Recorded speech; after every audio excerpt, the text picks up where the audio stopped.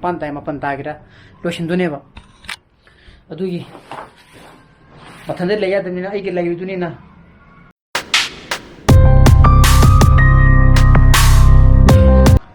Good morning, guys. Welcome back to my channel. I'm Kali. Nangai Sanangan Amu Hata Musimo, Hagulu Aduna, what you want? Dungarangi, Elami Thumbname. Elamji Kong name. Punctote Elam Tame, Kong Trevo. Punctate to Thumbname, Musu Kong Tevinero. What do we make a trouble with you? Hogochere, must they get it back to the normal life? Yapson will order Mina school. Satura Mirang in heaven, was city school. Second, but we can have a call.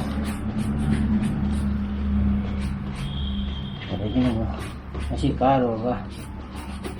Dari tay to book it at the high level. Like Tom to the tram, regular Muchera Bolena, or the take Trang Adanamo school key,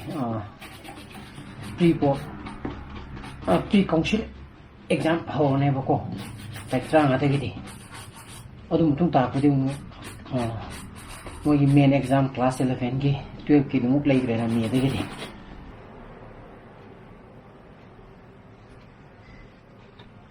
Pity is from the end. Pity as we go. Pity.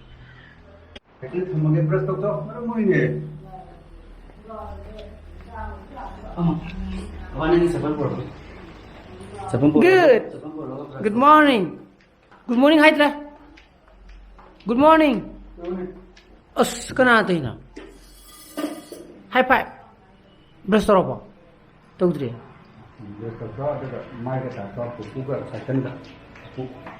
Kubuka second, do to Jay. Sakatra. Brastota.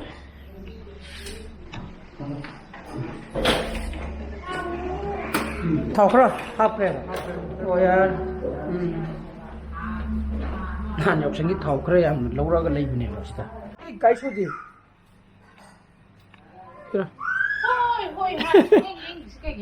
Dạ lo, thua cái.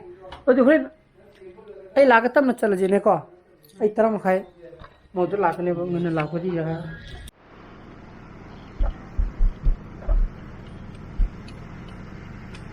Cái mà cái thua mình là gì này? Sao tôi làm nó bây giờ là không được. Yang kaya ni lagte, sao tôi sẽ.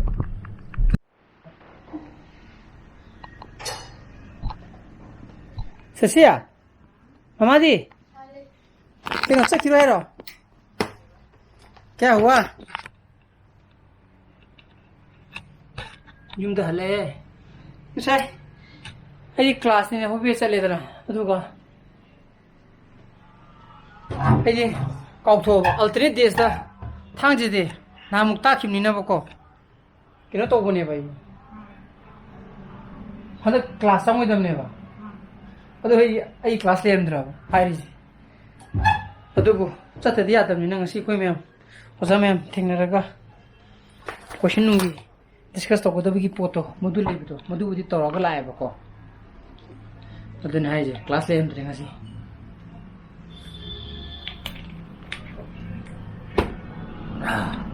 Cái nào mà sao thì ra, năng sĩ xin bố rồi bố bông à, ha, xin bố rồi bố, cái nào sao thì xin cái gì mà, why, cái thứ bên sao thì gì, cái thứ bên kia, ugu không ra bố, ha. Ambulance itu touwi haibadu. Siapa bisa cari kono poro dah. Cakap tu di tahu. Jadi date when if we get to the phone money date one tahu money. Dah charge besar semua tahu le. Tinggi ni macam apa tu? Jadi date. 3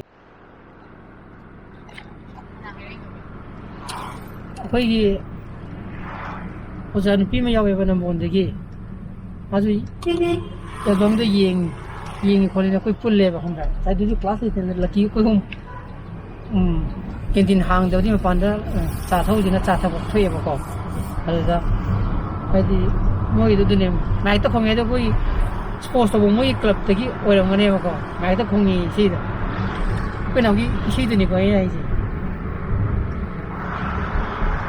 ada ni ta cái mà cũng chỉ được nó thì được một sáng là sao rồi yar hay vậy ha anh cũng có coi rồi nâng làm mà làm cái gì thì bây giờ làm mà làm NUPI mà làm cái hay đấy mà làm mà làm ở đây trên NUPI này có cái miếng thôi đi đâu sáng chân lùi bên thưa vợ 너 뿡언니 샤이 들어가는 할래 뚱ning 만드는 거 어디 뚱거라도 할래 마음이 잘 있어 봐 많이 타박도 없어 시작 하나 게 nãy say đồ năm mươi là cũng ít ta đấy 나 공이 있다 해 봐. 허지라. 허지 하람이라 봐. anh vào đấy 응? 하는 전 딸이 신이 많이 이제. 와래 신이 참 봐, 엠이지. 나가 봐. 또 한번 나 이게 저기 뽑는 거다 이 뽑는. 오, 신 루이나 라이라. cái gì nữa? bữa sáng lấy xe lừa ai bên lão ai mà thiên được thêm 하이행이라. 너 나는 뭐 입에 싸다 뭐 하이도 그래 봐. 시다 하이지. 하이행지 ngang đang phone tao rom này vậy nè mua chắc sao bù nè. Aduga ini bedi somdama magi office ki thaba ma emergency la ko degi adu ne ma sa di thabak suri sida ko Sunday office ka oi khido Sat pa ni i ka le adugi thabak aru ma sugudaba leiraba aduna mu yumda nate ibisa da haidokraba la roi nangju la no na natro na nang haido adamu baba mu phone to reiba haji haido Sunday selure la na leirum guru yo jing kan dana khanga ba ba jo leiram bani me ngasi de ba hayeng thame o taro tham do ba okay adune bai ne isa ro pa da hange ba chakadar chatlaroi na ha amana chatlaroi he thabak lei na haide ba sta seno pana taro sa to thakse lo do ga thabak suro pisa ga lo sura kedo ba shalama ga haidara ba hojiya 지금 주로 게 들어게 ai photoshop chang na dong lai photo sim ne 어디 그런 거는 난게 하나 시대 이게 더 롤로게 더 하나 또 아니지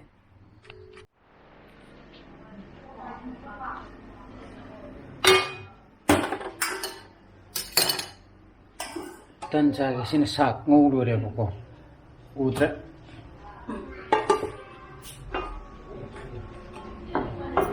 치즈 타고 필요하라 실례 here's the towel 시 타임 펜제 विशाल की मालिका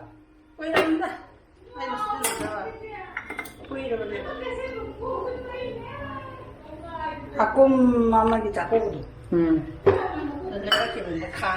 자고 사드리게 아까 와래 당근원에 사게 아까 그 싸우 야만 타금지 차 입은 거 뭐 그래 참 빠끔이다 미능이다 타좀 타이다 아주 마치 가당 정말리니 좀 정정는 카가 싸우 떠야 이 되는 거니 예 근데 블랍 좀 호도지라 아기 키는다 아담 좀 블랍 맞다 좀 떠라 듣고 있니 아담 좀 블랍 호도지라 왜지 근데 블랍 호도해야 되나 빠니나 야 계속 가지 더 와도 뒤로 맞긴 너무 달라야 되나 깜클레지 이놈 뭐 하다 운동 그러네요 아, 그 이야기로 이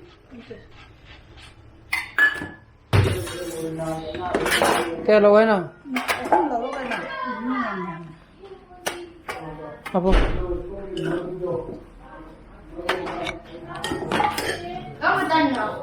Hao mo na. Sipuro mo so. Apo.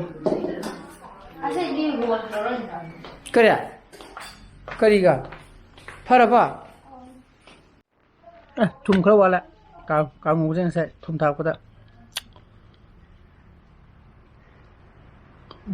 Hao hả? Ngon chưa? Ini, ibani. Talata. Talata duri, mau pista. Ai shom no duri. Chal. Sao ba ya de kai upai lai emergency ni. Kasi plate poro. Amata hapang gegi. Poro ida. Na segai ru phara bo. Hara. Tin mai pe mai na hut ke ta. Ugil ina na segai under ide. Mai kamaina to ina. Infection terina. Oh. Ajana kubdana. Kubda. Hasano, hulo to bedege. Kuli be potu ki infection la rira na daga happy potera infection taga. Oh, amadi oreba. Mama ji mang chang ni to kham. Oh, maningi mamai ja. Oh, mamangi ja. Mamang ji. Mamang ge chu boy ge. Chang ni to na da. Sidana ba. Digno ken. Tu pa chang ka pa da. Ka de la ba. Adu budi dok thokre da. Adune haji aina haido. Pul loina gi mai mana adune ba. Puppada safety gorira antara sana de gi safety gorira amadi waraga sigi manung suppose sida moti yaurene moti ro changi ne matra. Oh. Ko ga mung chang chang to ga ba. Mung chang de ro.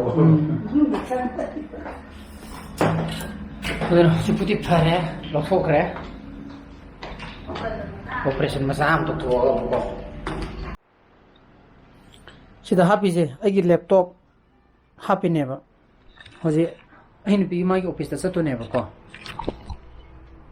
mai thabak lo shinda ba ya da ma leira ba ko adune ngo sabi mana suri to bai ho kan group to ra ga si punoi lo sila pung tare ta ni pan ta ma pan ta gira lo shindu neba adugi pathande leya da ni na ai ke layu du ni na ai camera ko chumi camera pai ri ko aduna ada editing talk na bane ba igise chumi puda da ba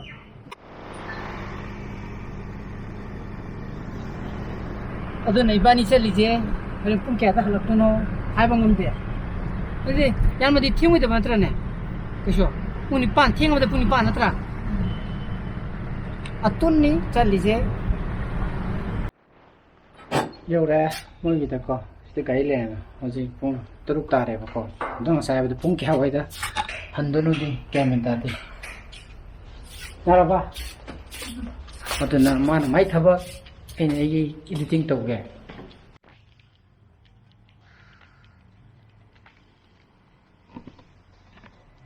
yumde yo re pung apon makai tare ba ko se aduna ai ngasai ada Blog ke dari sawon.